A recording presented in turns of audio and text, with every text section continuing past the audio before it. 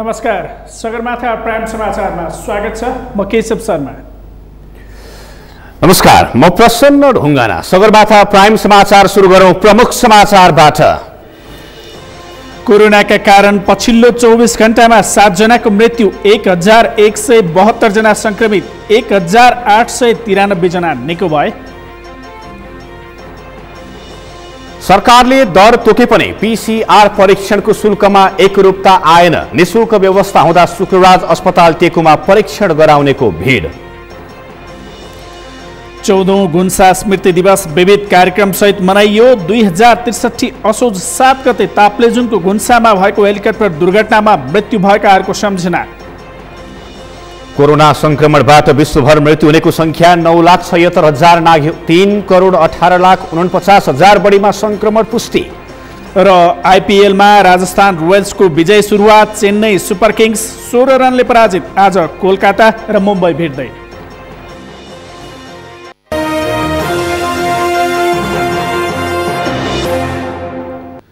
Sagarmatha prime समाचार अब विस्तारमा। नेपालमा कोरोना भाइरस संक्रमणबाट थप 7 जनाको मृत्यु भएको छ। यो सँगै नेपालमा कोरोनाबाट मृत्यु हुनेको संख्या 436 पुगेको छ। बुधबार काठमाडौँ उपत्यकामा 637 सहित देशभर 1172 जना नयाँ संक्रमित थपिएका छन्। यो सँगै नेपालमा कोरोना संक्रमितको संख्या 67,804 पुगेको छ। यसैबीच मन्त्रालयले सक्रिय संक्रमितको संख्या 25,000 नागेमा स्वास्थ्य पूर्वाधारले धान्न नसक्ने भन्दै फेरि लकडाउन गर्न सिफारिस गरेको छ। जयन्ती पुडासनीको रिपोर्ट। नेपालमा कोरोना भाइरस संक्रमणबाट थप 7 जनाको मृत्यु भएको छ। स्वास्थ्य तथा जनसंख्या मन्त्रालयका अनुसार 1 महिला र 6 पुरुषको कोरोनाबाट मृत्यु भएको हो। मृत्यु हुनेमा झापामा 86 वर्षीय पुरुष, सिराहामा 50 वर्षीय पुरुष, काठमाडौँमा 16 वर्षीय पुरुष, ललितपुरमा 74 वर्षीय पुरुष, बर्दियामा 65 र 39 वर्षीय पुरुष र काठमाडौँमा 68 वर्षीय महिला रहेका छन्। यो सँगै नेपालमा कोरोनाबाट मृत्यु हुनेको संख्या 436 पुगेको छ। आज देशभरि जम्मा सक्रिय संक्रमितहरूको संख्या 17,414, संस्थागत आइसोलेसनमा रहनुभएकाको संख्या 8,228 छ। प्रदेश अनुसार प्रदेश 1 मा 41 जना, प्रदेश 2 मा 863 जना, बागमती प्रदेशमा 4,650, गण्डकी प्रदेशमा 636, प्रदेश 5 मा 1,359, कर्णाली प्रदेशमा 289 र सुदूरपश्चिम प्रदेशमा 390 जना हुनुहुन्छ। बुधबार नेपालमा 9,449 जनाको पीसीआर परीक्षण गरिएकोमा काठमाडौँ उपत्यकामा 637 सहित 1,172 जना नयाँ संक्रमित थपिएका छन्। संक्रमण पुष्टि हुनेमा 426 महिला र 746 पुरुष भएको मन्त्रालयले जनाएको छ। जसमध्ये काठमाडौँमा 492, भक्तपुरमा 95 र ललितपुरमा 50 जनामा संक्रमण देखिएको छ। यो सँगै नेपालमा कोरोना संक्रमितको संख्या 67,804 पुगेको मन्त्रालयले जनाएको छ। बुधबार एकै दिन 1,893 जना संक्रमण मुक्त भएका छन्। यो सँगै बुधबारसम्म 49,954 जना संक्रमित निको भएर घर फर्किएका छन्। प्रदेश अनुसार प्रदेश 1 बाट 4,516, प्रदेश 2 बाट 12,760, प्रदेश 1 मा 2,812, गण्डकी प्रदेशमा 2,941, प्रदेश 5 मा 7,775, कर्णाली प्रदेशमा 2,782 हुनुहुन्छ। सुदूरपश्चिमबाट 6,368। कोभिड-19 संक्रमणबाट मुक्त हुने दर 73.7% छ। देशभरि सक्रिय संक्रमितको संख्या 17,414 जना रहेको छ। जसमध्ये 8,228 जना संस्थागत आइसोलेसनमा र 9,166 जना होम आइसोलेसनमा छन्। त्यसैगरी स्वास्थ्य मन्त्रालयले सक्रिय संक्रमितको संख्या 25,000 नाघेमा लकडाउन गर्न सिफारिस गर्ने निर्णय गरेको छ। स्वास्थ्य पूर्वाधारले थेग्न नसक्ने भएकाले लकडाउनको सिफारिस गरिएको प्रवक्ता गौतमले बताए। त्यसैगरी विभिन्न अस्पताल र प्रयोगशालाहरूले तोकिए भन्दा बढी शुल्क लिने गरेमा स्वीकृति दिने निकायले कडाइका साथ अनुगमन गरी कारबाही गर्न पनि मन्त्रालयले निर्देशन दिएको छ। सगरमाथा टेलिभिजनका लागि जयन्ती पुडासैनी, काठमाडौँ। कोरोना संक्रमणबाट गम्भीर बिरामीको जीवन बचाउन प्लाज्मा थेरापी उपयोगी हुने भएपछि प्लाज्मा दान अभियान सुरु भएको छ। संक्रमण मुक्त भएका एकजना व्यक्तिको प्लाज्माले थप 4 जनाको जीवन रक्षा गर्न सक्ने भएकाले प्लाज्मा दान अभियान सुरु गरिएको हो। मैले जिते कोरोना, म गर्छु प्लाज्मा रक्तदान भन्ने नारासहित अभियान सुरु भएको हो। एक रिपोर्ट। कोरोना संक्रमणबाट निको भएका व्यक्तिहरूले प्लाज्मा दान अभियान सुरु गरेका छन्। कोरोना संक्रमणबाट निको भएपछि प्लाज्मा दान गरी थप 4 जनासम्म संक्रमितको जीवन रक्षा गर्न सकिने भन्दै संक्रमणबाट निको भएका व्यक्तिहरूले बुधबारदेखि प्लाज्मा दान अभियान सुरु गरेका छन्। काठमाडौँको त्रिवी शिक्षण अस्पतालमा पुगेर कोरोना संक्रमण निको भएका व्यक्तिहरूले प्लाज्मा दान अभियानको सुरुवात गरेका हुन्। उनीहरूले मैले जिते कोरोना, म गर्छु प्लाज्मा दान भन्ने नारासहित प्लाज्मा दानको अभियानलाई अघि बढाएका छन्। कोरोना संक्रमणबाट मृत्युसँग लडिरहेका बिरामीहरूको जीवन बचाउन प्लाज्मा थेरापीले मद्दत गर्ने भएकाले प्लाज्मा दान अभियान सुरु गरिएको त्रिवी शिक्षण अस्पतालका सूचना अधिकारी राम विक्रम अधिकारीले बताए। बडा छुट्याएर जुन एउटा पानी जस्तो झोल पदार्थ हो त्यसले चाहिँ कोरोना लागेर एकदम जीवनसँग चाहिँ मृत्युसँग चाहिँ लडिरहेका त्यस्ता बिरामीहरूको लागि एउटा सञ्जीवनीको काम गर्छ त्यो प्लाज्माले। त्यसले एन्टिबडी फर्मेसन गरेर उसको जीवन बचाउन चाहिँ अरे मद्दत गर्छ। कोरोना संक्रमितको उपचारमा संक्रमण मुक्त भएकाहरू लागेका छन्। कोरोना संक्रमणबाट निको भएका व्यक्तिहरूले संक्रमितहरूको आत्मबल बलियो भए सजिलै भाइरस जित्न सकिने बताएका छन्। उनीहरूले संक्रमणबाट गम्भीर अवस्थामा पुगेका बिरामीको उपचारका लागि प्लाज्मा थेरापी महत्त्वपूर्ण हुने भएकाले आफूहरूले प्लाज्मा दान अभियानको सुरुवात गरेको बताए। संक्रमितलाई मनभित्र के लाग्नुपर्छ भने मैले कोरोना जितेँ, अब म प्लाज्मा दान गर्न तयार छु भन्ने लाग्नुपर्छ। त्यसैले हामीले के भन्यौँ भने मैले जिते कोरोना, म गर्छु प्लाज्मा दान अभियान एउटा यस्तो अभियान हो जुन अभियानले संक्रमण पहिला गरेका राज्यका अनेकन प्रचारहरूका बावजुद संक्रमितलाई राज्यले गर्नुपर्ने केयरिङ अथवा होम आइसोलेसनमा बस्दादेखि लिएर अन्य सन्दर्भमा राज्यबाट हुन नसकेका कमी कमजोरी, समाजमा हेर्ने दृष्टिकोणमा परिवर्तन र संक्रमितलाई माया ममता सहित उनलाई आवश्यक सहयोग गरिदिनका लागि आम जनसमुदायलाई अपिल गर्ने र संक्रमण मुक्त भइसकेपछि कोरोना जितेकोहरूलाई चाहिँ रक्तदान अथवा प्लाज्मा दान गरेर थप संक्रमितलाई चाहिँ संक्रमणको जोखिमबाट मुक्त गर्ने अभियानमा आम देशवासीहरूलाई एकीकृत गर्नका लागि हामीले देशैभरिबाट संक्रमण भएर संक्रमणको पीडा भोगेर आइसोलेसन बसेर निको हुनुभएका आम संक्रमित निको भइसकेको संक्रमितहरूको एउटा समूहले एउटा हामीले भर्चुअल बैठक गऱ्यौँ र आज हामीले यो अभियानको शुभारम्भ गर्दैछौँ। स्वास्थ्यमै कार्यरत थिएँ र त्यो काम गर्ने सिलसिलामै मलाई पोजिटिभ भएको थियो होइन। त्यही जस्तै मैले चाहिँ एपिएफ हस्पिटलमा चाहिँ गएर चाहिँ त्यहाँबाट म कोरोना मुक्त भनेर त्यसपछि चाहिँ मैले 14 दिनकै दिन चाहिँ मैले प्लाज्मा डोनेसन गरेँ। हामीले केही न केही गर्नुपर्छ समाजको तर्फबाट, युवा विद्यार्थीहरूको तर्फबाट भनेर हामीले यो अभियानकै रूपमा यसलाई लिएका छौँ र यो अभियान आज देशैभरि हामीले यसलाई एउटा अभियानको रूपमा सञ्चालन गरेका छौँ र यस अभियानलाई हामीले हुन त सरकारकै अभियानका रूपमा पनि यसलाई स्थापित गरेर अगाडि बढाउन गइरहेका छौँ। ज्वरो अलिकति आउन थालेको मलाई चाहिँ अलिअलि आफ्नो जिउहरू दुख्न थालेपछि मैले उसलाई पनि मबाट छुट्याएर राखेँ। त्यस कारणले गर्दा उसलाई पनि सङ्क्रमण भएन।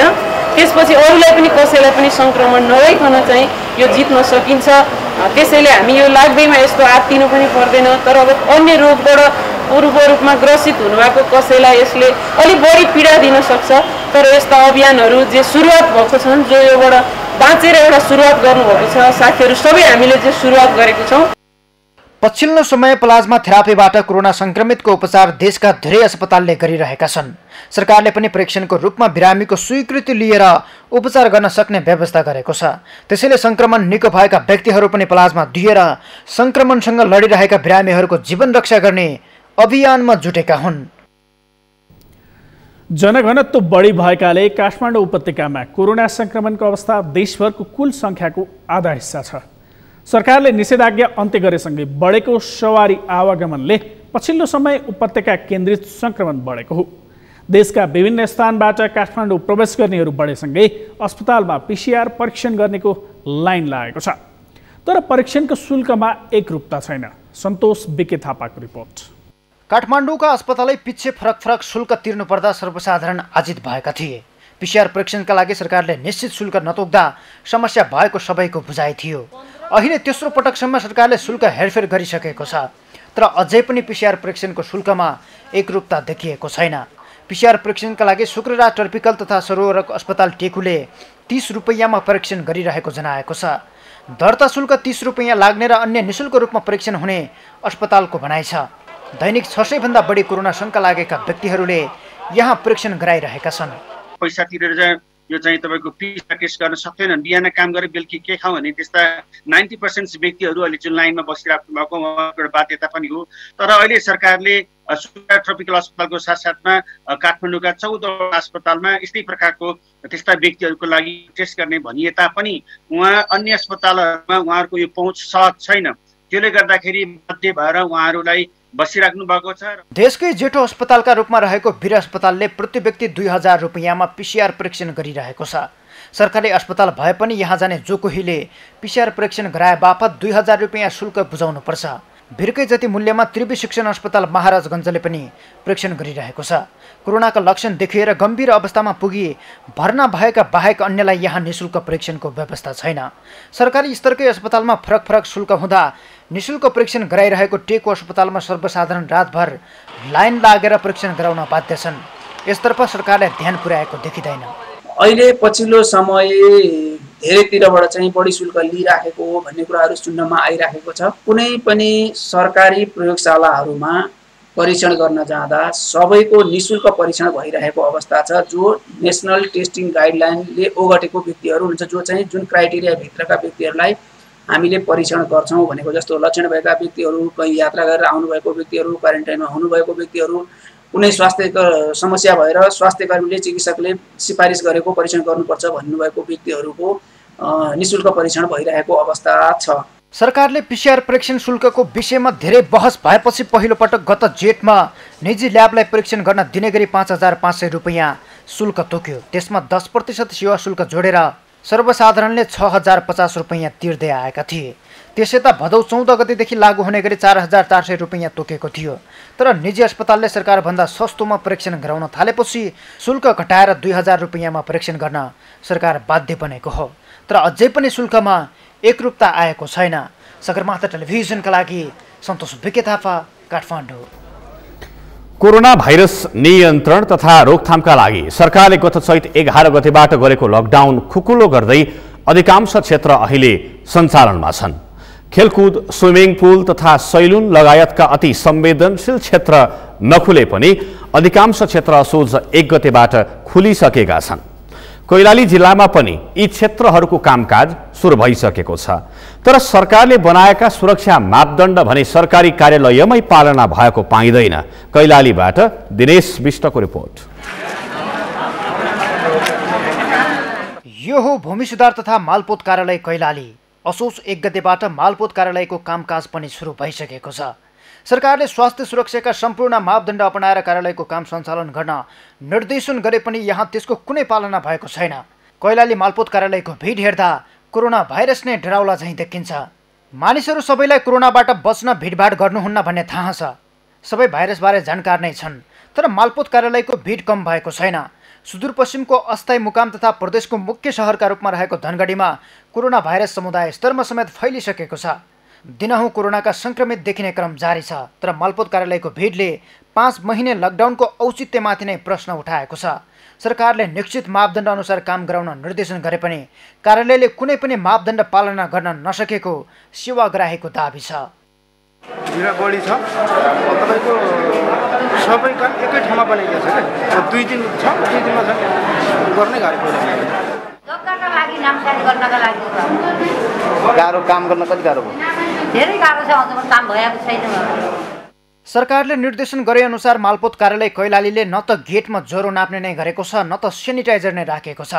झन् केही सेवाग्राही त बिना मास्क लाइनमा कोचिएर बसेका छन्। यसले गर्दा कोरोना संक्रमणले भयावह अवस्था सिर्जना हुन सक्ने सेवाग्राहीले बताएका छन्।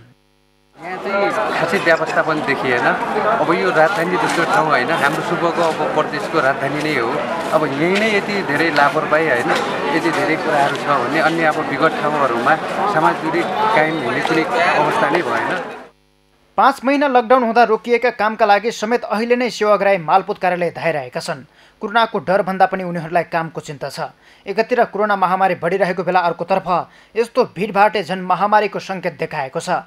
मालपोत कार्यालयले भने भिडभाडलाई नै मध्यनजर गर्दै स्थानीय तह अन्तर्गत फरक फरक बार छुट्याएर काम गरेको दाबी गरेको छ।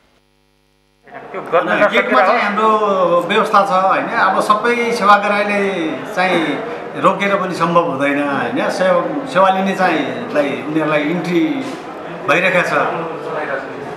अनि अरू बाह्य मान्छेहरूको त त्यस्तो छैन होइन। लेखापढाइवाला पनि हुन्छन्, उनीहरूको चाहिँ छैन, त्यति उनीहरूलाई चाहिँ कमै गरिरहेको छु। सकभर गेट बाहिर छिर्न दिइरहेको छैन।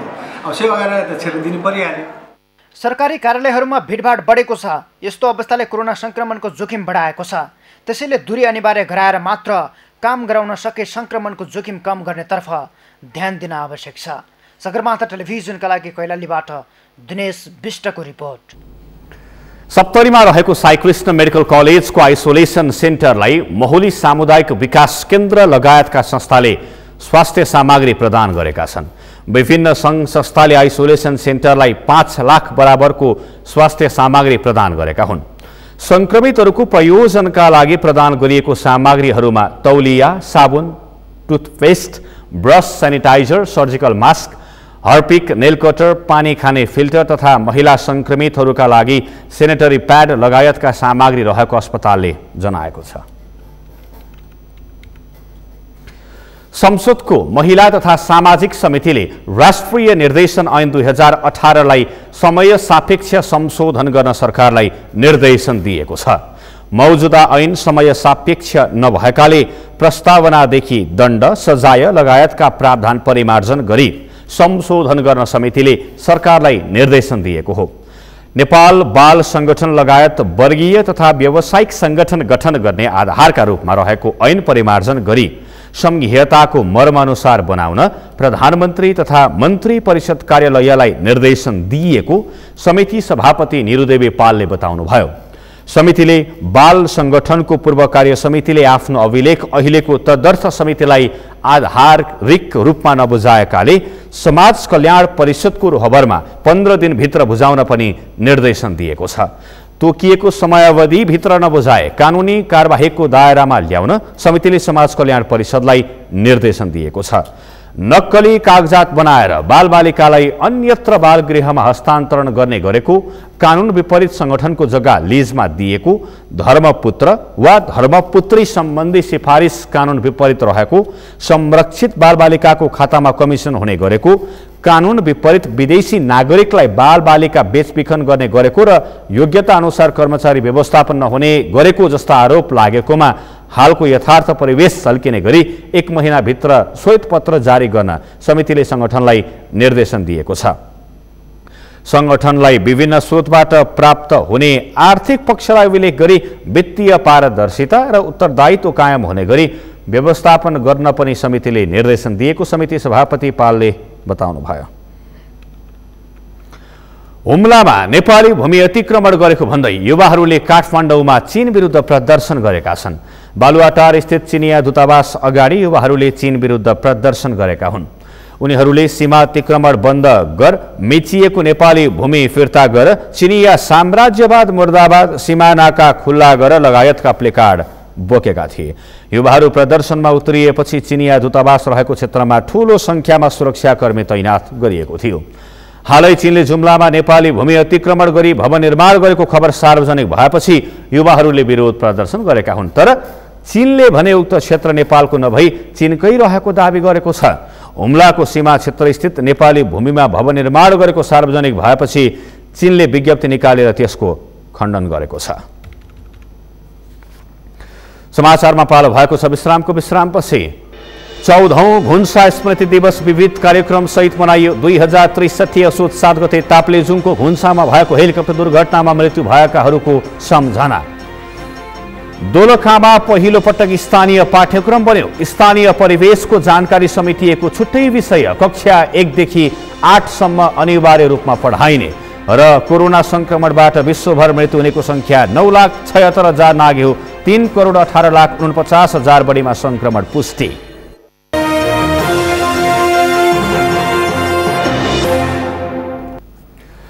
विश्रामपछि सगरमाथा प्राइम समाचारमा पुनः स्वागत छ। अब बाँकी समाचार। ताप्लेजुङको घुन्सामा भएको हेलिकप्टर दुर्घटनामा परि मृत्यु भएकाहरूको सम्झनामा आज 14औं घुन्सा स्मृति दिवस मनाइएको छ। 2063 साल असोज 7 गते जैविक विविधता सम्बन्धी कार्यक्रममा भाग लिएर काठमाडौँ फर्कने क्रममा तत्कालीन वन राज्य मन्त्री गोपाल राई, उहाँकी धर्मपत्नी मीना राई, वन सचिव डाक्टर दामोदर पराजुली, वरिष्ठ भूगोलविद डाक्टर हर्क गुरुङ सहित 24 जनाको निधन भएको थियो। यो दिनलाई घुन्सा स्मृति दिवस तथा राष्ट्रिय संरक्षण दिवसका रूपमा मनाउने गरिएको छ। स्मृति दिवसका अवसरमा गोपाल मीना राई प्रतिष्ठान र गोकर्णेश्वर नगरपालिकाले काठमाडौँको जगडोल स्थित राष्ट्रिय शहीद तथा शान्ति पार्क निजामती स्मारकमा वृक्षारोपण लगायतका कार्यक्रमको आयोजना गरिएको थियो। कार्यक्रममा गोपाल मीना राई प्रतिष्ठानका अध्यक्ष लेख राई, पार्क व्यवस्थापन समितिका अध्यक्ष सुदर्शन सिग्देल, गोकर्णेश्वर नगरपालिकाका उपमेयर शान्ति नेपाल लगायतले घुन्सा घटनाले मुलुकलाई अतुलनीय क्षति पुर्याएको धारणा राखेका थिए। अनि राष्ट्रको सम्पूर्ण शासनभन्दा पहिलादेखि लिएर जनवरी 46 त्यो बनिन्छ भने 62-63 सम्मका शहीदहरूको पनि राख्ने प्रकृति प्रेमीहरू हाम्रो बिचमा हुनुहुन्न र उहाँले छोडेर गएको छाप अहिले पनि हामीलाई छ। त्यो नेपाल सरकारले मन्त्री परिषदले निर्णय गरेर निजामती पार्क घोषणा गरिकन उहाँको नाममा सम्झनाको स्वरूपमा चाहिँ जुन गर्यो र त्यसको हामीले बनाउने क्रममा हाम्रो अगाडि सामान्य घोषणा स्मारक पनि रहेको छ। यो निर्माण क्रममै छ। यो उहाँको सधैँभरि सम्झेर पनि हाम्रो एउटा वार्षिक कार्यक्रम भए पनि उहाँका गतिविधि क्रियाकलापहरू अझ हामीले उजागर गर्न पनि धेरै कार्यक्रम थियो। ठाउँलाई राम्रो बनाउनको लागि, पार्क निर्माण गर्नको लागि 67 सालदेखि हामी निरन्तर रूपमा लागिरहेका छौँ। तैपनि अहिलेसम्म यसको बन्ने क्रम जारी नै छ। गोकर्णेश्वर नगरपालिकामा हामी आइसकेपछि पनि साझेदारी रूपमा विभिन्न कार्यक्रमहरू भइरहेको छ। समन्वय गरेर यो पार्क र गोकर्णेश्वर नगरपालिकाको समन्वयमा थुप्रै कार्यक्रमहरू भएका छन्। घुन्सा घटनाको स्मरणमा जगडोल स्थित राष्ट्रिय शहीद तथा शान्ति पार्क निर्माण कार्य पनि जारी रहेको प्रतिष्ठानले जनाएको छ। विश्व कीर्तिमानी आरोही आङ्ग्रिता शेर्पाको राष्ट्रिय सम्मानका साथ अन्त्येष्टि गरिएको छ। बिना अक्सिजन 10 पटकसम्म विश्वको सर्वोच्च शिखर सगरमाथाको सफल आरोहण गरेका शेर्पाको बौद्ध परम्परा अनुसार टेकुदो भानमा अन्त्येष्टि गरिएको हो। त्यसअघि सरकारका तर्फबाट संस्कृति, पर्यटन तथा नागरिक उड्डयन मन्त्री योगेश भट्टराईले शेर्पा गुम्बा बौद्धमा राखिएको शेर्पाको पार्थिव शरीरमा राष्ट्रिय झण्डा उडाएर सम्मान गर्नु भएको थियो। सोमबार बिहान 10 बजे जोरपाटीमा 72 वर्षको उमेरमा निधन भएका शेर्पाको राष्ट्रिय सम्मानका साथ अन्त्येष्टि गर्ने निर्णय मंगलबारको मन्त्री परिषदले गरेको थियो। सो क्रममा मन्त्री भट्टराईले इतिहास रच्न सफल शेर्पाको योगदान सदैव स्मरणीय रहने बताउनुभयो। हिमाल आरोहणको इतिहासमा उहाँको नाम अमिट रूपमा रहनेछ।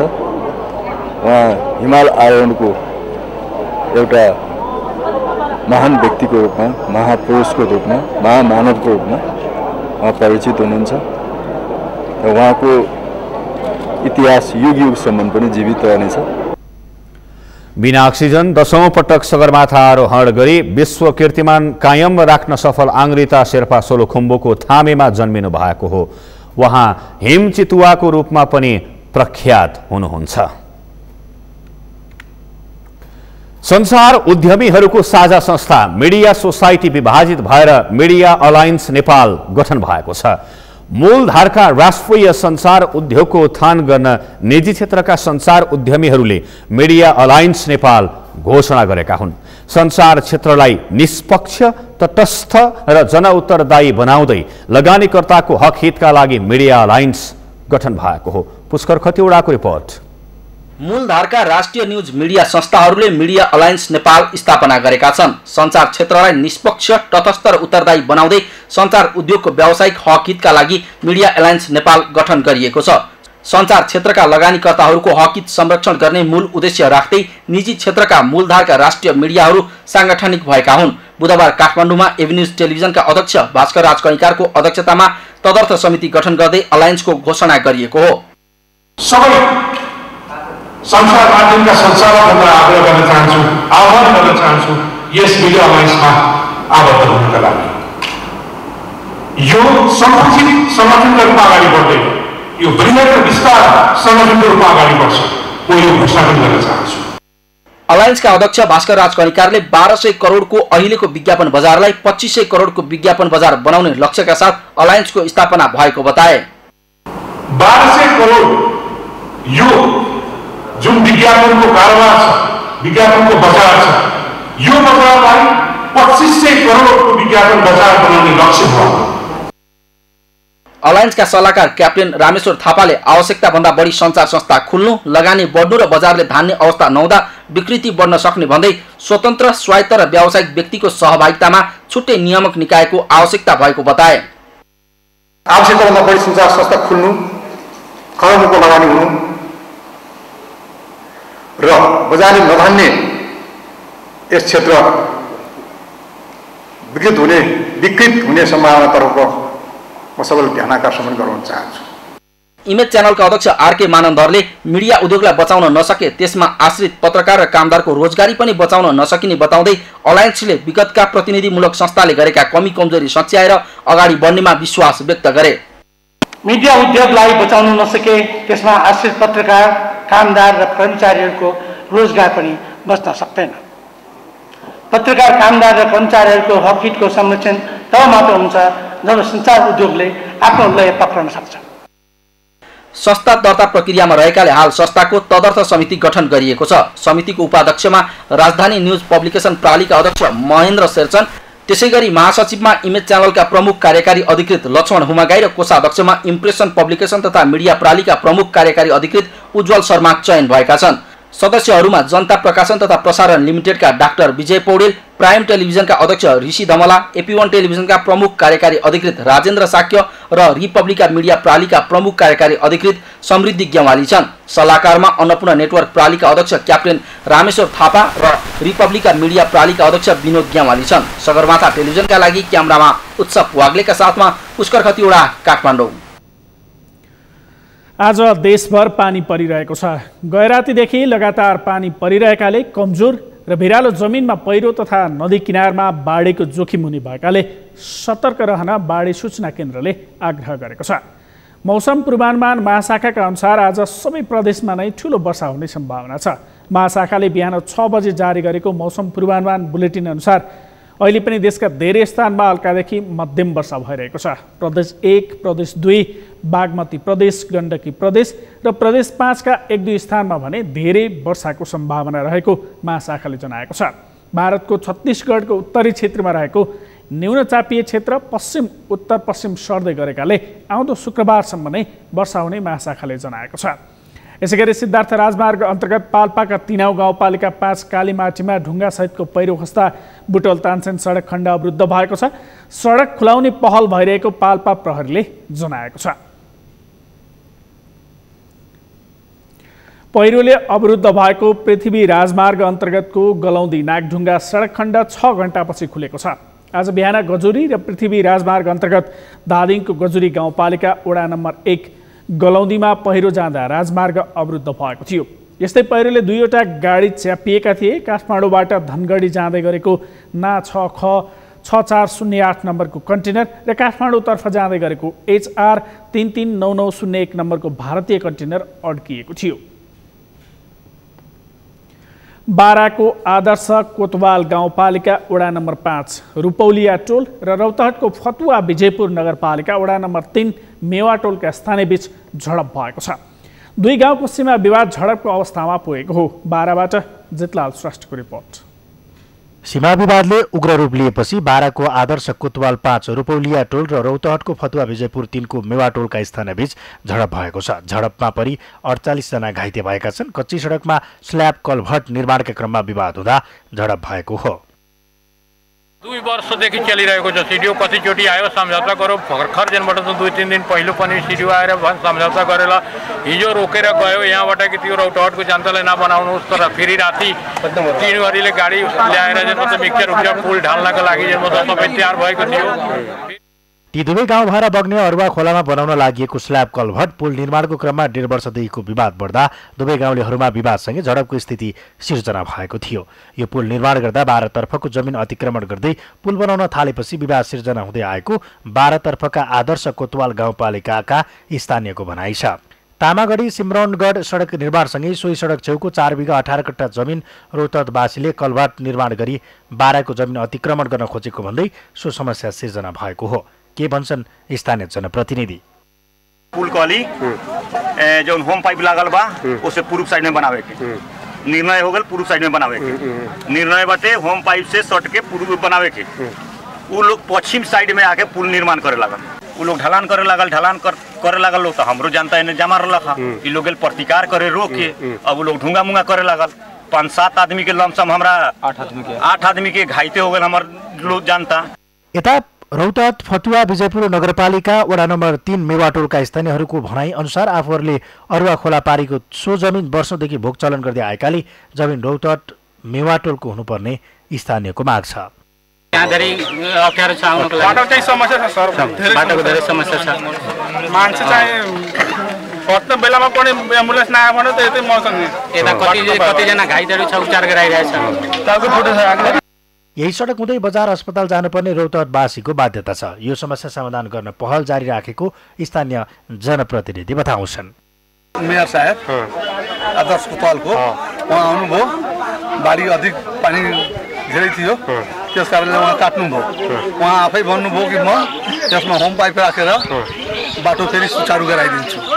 2 साल भइसक्यो सडक डिभिजनमा गए, अनुरोध गरे कि हामीहरूको बाटो नराम्रो छ, त्यसमा हामीहरूको एम्बुलेन्स ट्र्याक्टर केही सवारी जान सक्दैन। त्यो कारणले हाम्रो गाउँमा त 1-2 जना मर्यो बाटोको सुविधा नभएको कारणले। आन्तरिक सीमा विवादका कारण कुनै पनि नागरिकले दुःख पाउनु हुँदैन। पूर्वाधारको विकासमा सबै एक ठाउँमा हुनुपर्छ। त्यसैले यी 2 गाउँको विवाद पनि स्थानीय र जनप्रतिनिधि बसेर चाँडै टुङ्ग्याउनु आवश्यक छ। 12बाट जितलाल श्रेष्ठको रिपोर्ट। दोलखामा पहिलो पटक स्थानीय पाठ्यक्रम निर्माण भएको छ। विद्यार्थीलाई आफ्नो परिवेशमा भएका सबै विषयको जानकारी दिने उद्देश्यले स्थानीय पाठ्यक्रम निर्माण गरिएको हो। दोलखाबाट कैलाश लामाको रिपोर्ट। दोलखाको भीमेश्वर नगरपालिकाले जिल्लामै पहिलो पटक स्थानीय पाठ्यक्रम तयार पारेको छ। बालबालिकालाई स्थानीय परिवेशमा भएका सबै विषयहरूको जानकारी गराउँदै शिक्षा दिने उद्देश्यले पाठ्यक्रम तयार पारिएको हो। भीमेश्वरको सेरोफेरो नाम दिइएको उक्त पाठ्यक्रम भीमेश्वर नगर कार्यपालिकाको शिक्षा, युवा तथा खेलकुद शाखाले हालै तयार पारी सार्वजनिक गरेको छ। पाठ्यक्रमको आधारमा अब 100 पूर्णाङ्कको एउटा छुट्टै विषयको पाठ्यपुस्तक तयार पारी सामुदायिक तथा संस्थागत विद्यालयहरूमा पठन पाठन सुरु हुनेछ। हुन त यो पहिला पनि थियो, स्थानीय पाठ्यक्रम तयार गरेर पढाउनु पर्ने पहिलादेखि नै थियो, तर त्यसको सट्टा स्कुल पछि चाहिँ फरक कोर्सहरू पढाइरहेको थियो। कसैले कम्प्युटर साइन्स पढाइरहेको थियो, कसैले कृषि विज्ञान पढाइरहेको थियो। यस्ता धेरै विषयहरू छ जुन विद्यालयहरूले पढाइरहेका थिए।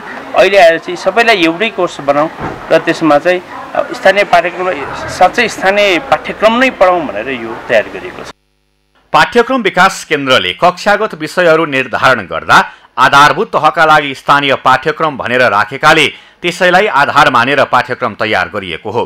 पाठ्यक्रमको आधारमा सिकाइ सहजीकरण मार्गदर्शन पुस्तिका तयार गरी सो अनुरूप हरेक कक्षाको लागि स्थानीय पाठ्यक्रमको एउटा पुस्तक समेत तयार हुने शाखाले जनाएको छ। 100 पूर्णाङ्क सहित छुट्टै विषयको रूपमा रहने यो पाठ्यक्रम कक्षा 1 देखि 8 सम्म अनिवार्य विषयको रूपमा पठन पाठन हुनेछ। र अहिले विद्यालय तहमा कतिपय शिक्षक साथीहरू स्थानीय पाठ्यक्रम भनेको के हो र के पढ्नुपर्छ भन्ने अल्मलिरहेको अवस्थामा अहिले स्पष्ट एउटा मार्गनिर्देश गर्नका लागि एउटा पुस्तिका बाहिर आएको छ र यसको आधारमा रहेर अब यहाँका सामाजिक, प्राकृतिक, सांस्कृतिक, धार्मिक, शैक्षिक यावत विषयमा अब खोजी हुन्छ र ती बालबालिकाहरूलाई शिक्षकहरूले उहाँलाई त्यो जानकारी दिनुहुन्छ र त्यसको सूचना लिन लाउनुहुन्छ र यसो हुँदाखेरि विद्यार्थीहरू कम्ती नै आफ्नो भूगोल, आफ्नो परिवेश र समाजभित्रमा रहेका महत्त्वपूर्ण सबै प्रकृतिका विषयमा जानकारी लिनका लागि सक्षम हुनेछन्। पाठ्यक्रम तयार गर्दा स्थानीय तहको 12वटा क्षेत्रलाई समावेश गरिएको छ।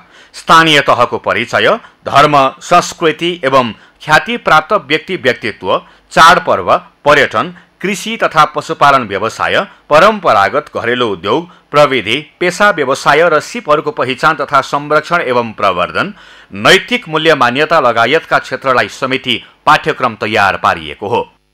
हाम्रो स्थानीय स्तरका बुद्धिजीवी, शिक्षकहरू र त्यस स्थानीय क्षेत्रमा विभिन्न क्षेत्रमा शिक्षासँग सम्बद्ध व्यक्तित्वहरूको राय सल्लाह अनुसार उहाँहरूबाटै आवश्यकता सङ्कलन गरी उहाँहरूकै सहयोगबाट चाहिँ यो पाठ्यक्रमको ढाँचा तयार पारी यसपालि तयार पारिएको छ। अब यो त पाठ्यक्रम मात्रै भयो, यसको आधारमा हामीले यसलाई सहजीकरण कसरी गर्ने भन्ने कुरालाई हामीले एउटा सहजीकरण मार्गदर्शन भनेर सिकाइ सहजीकरण मार्गदर्शन भनेर एउटा मार्गदर्शन पनि बनाउँदैछौँ। यसअघि स्थानीय पाठ्यक्रमको रूपमा अन्य विषयहरू अध्यापन गराइरहेकोमा पाठ्यक्रमको निर्माण भएसँगै अन्य विषयको अध्ययनबाट प्राप्त नहुने तर स्थानीय रूपमा आवश्यक ज्ञान सिप र अभिवृद्धि प्रदान गर्ने अपेक्षा राखिएको छ। सगरमाथा टेलिभिजनका लागि दोलखाबाट कैलाश लामाको रिपोर्ट। सगरमाथा प्राइम समाचारमा पालो भएको छ विश्रामपछि कोरोना संक्रमणबाट विश्वभर मृत्यु हुनेको संख्या 9,76,000 नाग्यो। 3,18,49,000 बढी संक्रमण। र आइपिएलमा राजस्थान रोयल्सको विजय सुरुवात। चेन्नई सुपर किङ्स 16 रनले पराजित। आज कोलकाता र मुम्बई भिड्दै।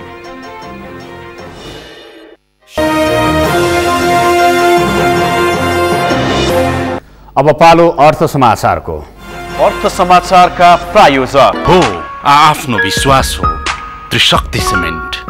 करोडौं रकम खर्चेर इलाममा 9 वर्ष अघि बनाइएको शीत भण्डार अलपत्र परेको छ। इलाम नगरपालिका 9 सेरामा 2068 सालमा निर्माण भएको शीत भण्डार सञ्चालन नहुँदा इलामका किसानले झापा तथा विराटनगर पुर्याई भण्डारण गर्न पर्ने बाध्यता छ। इलामबाट बिनु खड्काको रिपोर्ट। भारतीय दूतावासको 5.5 करोड सहयोगमा निर्माण भएको शीत भण्डार 9 वर्षपछि पनि सञ्चालनमा आएको छैन। 20 लाख किलो क्षमता रहेको शीत भण्डारलाई सञ्चालनका लागि पटक पटक ठेक्का आह्वान गरिए पनि कोही सम्पर्कमा आएका छैनन्। अहिले इलाम नगरपालिकाले शीत भण्डार र सञ्चालनमा ल्याउने प्रयास गरिरहेको छ। के छ नगरको योजना? कोल्ड स्टोर सञ्चालन गर्नका निम्ति एकजना जनशक्तिको तलब र न्यूनतम मासिक 50,000 चाहिँ हामी विद्युतको पैसा लाग्छ। त्यो समेत हामी नगरपालिकाबाट तिर्दिन्छौँ र 1 वर्ष शीतै चलाउन दिन्छौँ। निर्माण लगत्तै शीत भण्डार सञ्चालनका लागि वार्षिक 3 लाखमा 5 वर्षलाई काठमाडौँका एक शीत भण्डार सञ्चालकले ठेका लिएका थिए। केही समय सञ्चालनमा आएको शीत भण्डारमा किबी र सुन्तला राखिए पनि व्यवसायीले सञ्चालन गर्न नसकेपछि बन्द छ। नगदे बाली उत्पादन हुने इलाममा बनाएको शीत भण्डार नचल्दा अदुवा, अलैँची, सुन्तला, आलु जस्ता कृषि उपज किसानले बोटमै बिक्री गर्दै आएका छन्।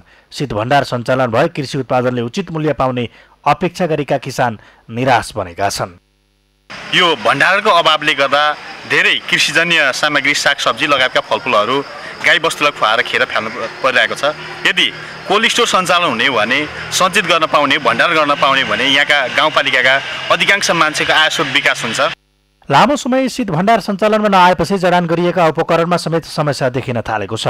शीत भण्डार नचले पनि निर्माण सकिएता नगरपालिकाले विद्युत उपभोग गरे बापतको रकम, नियमित मर्मत सम्भार र एक कर्मचारीको खर्च भने बेहोर्नु परिरहेको छ। किसानलाई लक्षित गरी बनाइएको यो भण्डारलाई चाँडै सञ्चालनमा ल्याउन पहल गर्नु आवश्यक छ। इलामबाट बिनु खड्काको रिपोर्ट। एनसिएलका ग्राहकले अब थप विकल्पहरूका साथ लोकप्रिय सामाजिक सञ्जाल टिकटक र फेसबुकको ननस्टप मजा लिन सक्ने भएका छन्। एनसिएल आजिएटा लिमिटेडले आफ्ना ग्राहकका लागि ननस्टप अफरहरू अन्तर्गत थप विकल्प प्रदान गर्दै टिकटक र फेसबुक प्याकमा 1 दिन र 30 दिनको आकर्षक योजना ल्याएको छ। प्लस थीम अन्तर्गत 4G ग्राहकलाई ध्यानमा राखी ल्याइएका यी नयाँ प्याकहरू बुधबारदेखि सञ्चालनमा आएका छन्। प्लस थीमले नवीन र विशेष सेवाहरूको साथ ग्राहकलाई हरेक पल जहाँ भए पनि सेवामा पहुँच सुनिश्चित गराउने उद्देश्य लिएको छ। हामी सगरमाथा प्राइम समाचारको अन्त्यमा छौँ। अन्त्यमा प्रमुख समाचार फेरि एकपटक। कोरोनाका कारण पछिल्लो 24 घण्टामा 7 जनाको मृत्यु, 1172 संक्रमित, 1893 जना निको भए। सरकारले दर तोके पनि पीसीआर परीक्षणको शुल्कमा एकरूपता आएन। निशुल्क व्यवस्था हुँदा शुक्रराज अस्पताल टेकुमा परीक्षण गराउनेको भिड। 14औं घुन्सा स्मृति दिवस विविध कार्यक्रम सहित मनाइयो। 2063 असोज 7 गते ताप्लेजुङको घुन्सामा भएको हेलिकप्टर दुर्घटनामा मृत्यु भएकाहरूको सम्झना। कोरोना संक्रमणबाट विश्वभर मृत्यु हुनेको संख्या 9,76,000 नाग्यो। 3,18,49,000 बढीमा संक्रमण पुष्टि। र आइपिएलमा राजस्थान रोयल्सको विजय सुरुवात। चेन्नई सुपर किङ्स 16 रनले पराजित। आज कोलकाता र मुम्बई भिड्दै।